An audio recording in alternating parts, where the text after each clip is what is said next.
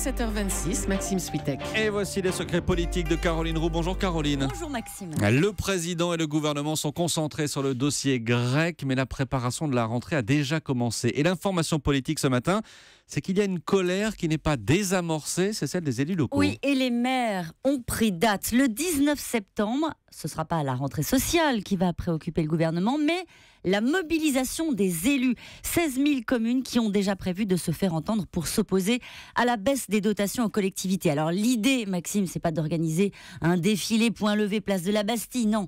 C'est de mettre en place des actions locales avec par exemple des mairies ouvertes.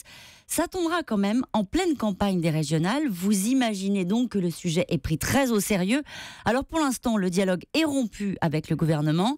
La dernière discussion entre François Baroin et Manuel Valls s'est soldée par un échec. Une réunion devait être montée à la mi-juillet, mais elle n'est plus d'actualité selon l'Association des maires de France.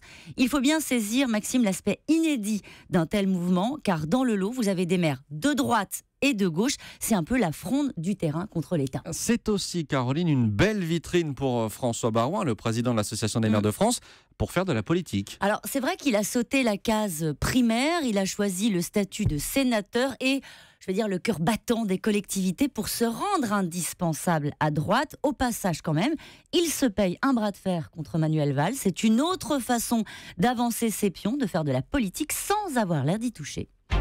Caroline, après le référendum en Grèce, Alain Juppé a réagi avec fermeté hier en appelant l'Union européenne à organiser la sortie d'Athènes de la zone euro. La question politique ce matin, est-ce que sa position fait l'unanimité à droite ? Non, en réalité, sa sortie a été jugée trop brutale, irresponsable. Voilà ce que j'ai entendu hier chez les Républicains. Les proches, en particulier de Nicolas Sarkozy, se faisaient plaisir en notant la fébrilité, je cite, l'incohérence, je cite encore, du maire de Bordeaux, qui la semaine dernière était sur une position, c'est vrai, un peu plus mesurée, saluée d'ailleurs par Manuel Valls, quand Nicolas Sarkozy, souvenez-vous, la semaine dernière, tapait plus fort sur la Grèce. La réponse des amis d'Alain Juppé tombe comme une lame. On préfère en effet tirer les leçons du scrutin après qu'il a eu lieu et ne pas faire de l'agitation avant. Ça, c'est fait. C'est fait et c'est dit. On va en entendre parler. Nicolas Sarkozy a, grâce aux obsèques de Charles Pasqua, son absence avait été remarquée vendredi aux Invalides aux côtés des barons gaullistes. Il fera aujourd'hui un discours pour son vieux compagnon des Hauts-de-Seine. Et notez qu'à 8h20, c'est Éric Woerth, député maire Les Républicains de Chantilly dans l'Oise, qui sera l'invité de Jean-Pierre Elkabbach pour l'interview politique d'Europe 1. Les secrets politiques de Caroline Roux, c'est tous les matins à 7h25. Merci Caroline, à demain.